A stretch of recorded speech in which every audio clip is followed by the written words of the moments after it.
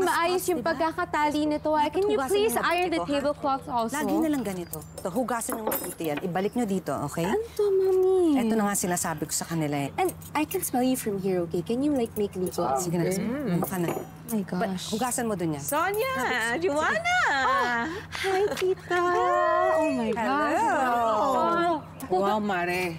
Hello. Mukhang kasado na ang gaganaping welcome party para sa iyo, Joanna. Of course, tita. Hindi ako papayag na hindi maramdaman ng De La Costa Food Corp or kung buong business community ang pag-upo ko bilang CEO. So you're saying you're already embracing your new position? Eh, paano naman yung plano mo dati? Ayoko munang isipin yung tite. Kasi mukhang may enjoy ko naman yung pagiging CEO. I just wanna, savor the moment. Because who knows, baka ito talaga yung career path for me, right? Yes, okay na rin yan. Para naman matrain si Joanna na paano mamahala ng kumpanya. We never know. Baka magustuhan niya magbago pa isip mo. But hey, we'll see, Mommy. Kasi pag nabore ako, tutuloy ko talaga yung plan. At least now, hindi ko na kailangan mamatay pa si Lola, di ba? Shut up, Joanna!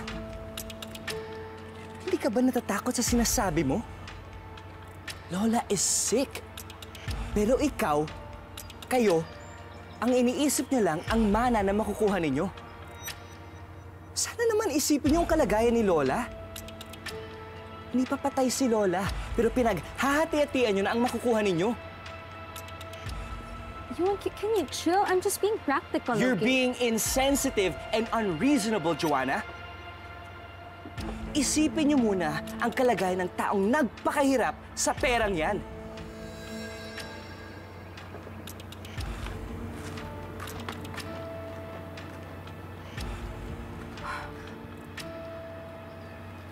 Oh my God, bad vibes. So sorry about that. It's okay, it's okay.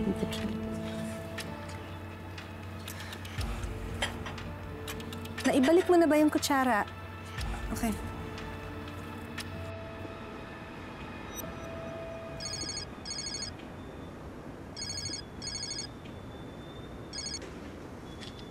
Hello, attorney. I heard what happened, Ina. Kahit ako nabigla sa kondisyon ni Madam Orea. Ako nga po eh. Napaalis na po ako sa kumpanya. Wala na rin po ako sa bahay. Hindi ko na rin po malapitan o makausap si Lola. Attorney, may magagawa pa po ba tayo? I'm sorry, Ina, pero sinikreto ni Madam Orea ang kondisyon niya, kaya hindi ko alam na na-diagnose siya with Alzheimer's. Pero pinagawa niya ang deed of donation at disinheritance will ng may Alzheimer's na siya. Kaya null and void ang mga ito.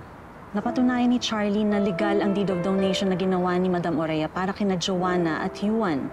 So, ibig sabihin po wala na talaga tayong habol, attorney? I'm sorry, Ina. Sige po, maraming salamat po sa tulong niyo. Ina, Hey, Edwin, salamat at nakipagkita ka sa akin ngayon. kailangan ko rin po ng tulong niyo. Alam ko. Tsaka gusto ko rin naman makita ni Madam Aurea. Gusto po siya. Hindi siya okay. Malala na yung kondisyon niya. Mas lalo tuloy akong porsigidong makita si Lola. Tutulungan kita ulit dyan. Magkakaroon ng party sa mansyon para kay Joanna.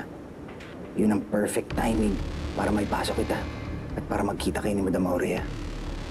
Paano po? Pilinahan ako na lahat to.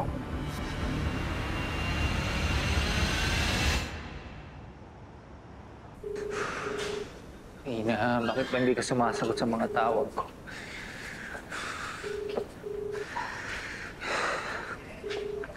Francis, anak. Don't tell me si Ina na naman yung tinatawagan mo. Ako ba, parang nakalimutan mo naman na wala na yun sa company, ha? So, ibig sabihin, kung wala na yun sa company, wala na siya sa buhay ng mga De La Costa. Tama? I know, Dad. Kaya nga tinatawagan ko siya. Nag-aalala ako sa kanya. I don't know. She's not answering my calls. Of course, hindi na talaga sasagot yun. Wala naman na mukhang may harap yun, di ba? Sa lahat ng mga ginawa niyang panloloko. Hanggat maaari, kung magtatagot yun, magtatago talaga. Come on, Dad. Bakit, anak? Hindi pa ba enough yung ebidensya na ginawa niyang panloloko kay Mamoria? Alam mo yun. So stop wasting your time. Alam mo, wag mo na ibigay energy mo dyan sa paghahanap sa kanya, dyan sa oportunistang taong manloloko na yan. Yung babae na yan. Ha? Alam mo gawin mo? Maganda ka na lang. Pumunta ka doon sa welcome party ni Joanna.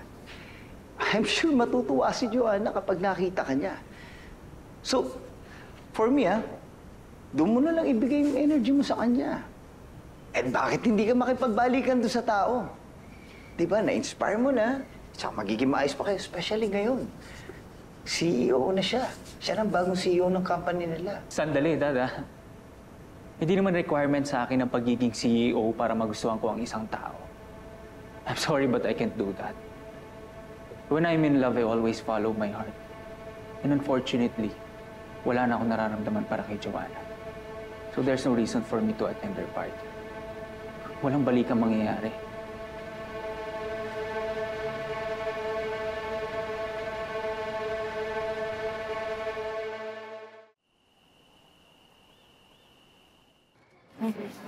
Atina, bakit ka bihis? Alis ka, Atina. Iiwan mo ako? No, hindi nangyayari yun. Kahit kailan hindi kayo iwan ni Ate Ina, okay? Aalis lang si Ate Ina kasi may gagawin ako. Sandali lang naman ako, babalik ako agad. Paano dyan naman si Ate Cecil at Kuya Archie mo, babantayan ka nila. Pero, promise mo sa akin, huwag ka makulit sa kanila, please.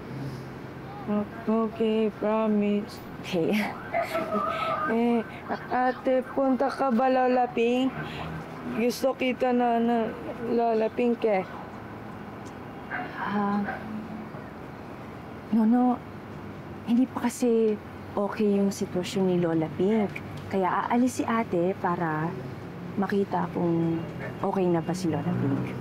Pero promise ko, gagawin ko lahat para makita ko si Lola Pink. At kapag na-make sure ko na okay na siya at maayos ang lagay ni Lola Pink, isasama ka na, okay? Para makita at mayakap mo na si Lola Pink. Okay, Atina. Okay. Bueno, tara, sama ka sa amin. May... bilanganan namin ng lato-lato. Ayan. Wow. Madami kami ngayon. Lato doon. Turuan ka namin doon. Oo. Teka. Andun yung mga laruan. Mas kinakabahan ako sa gagawin mo eh. Paano pag nahuli ka? Baka mas lalo mo pang ikapahamak yan. Cecil, alam mo namang hindi ako mapapalagay kung hindi ko makikita yung sitwasyon ni Lola Pink, di ba? Makita at ma-make sure ko lang na okay siya, yun ang magpapakapante sa akin. O basta mag-iingat ka, ha? Kaya na muna bahala kay Nono, ha? Thank you. Thank you. Text na lang. Litaan kita.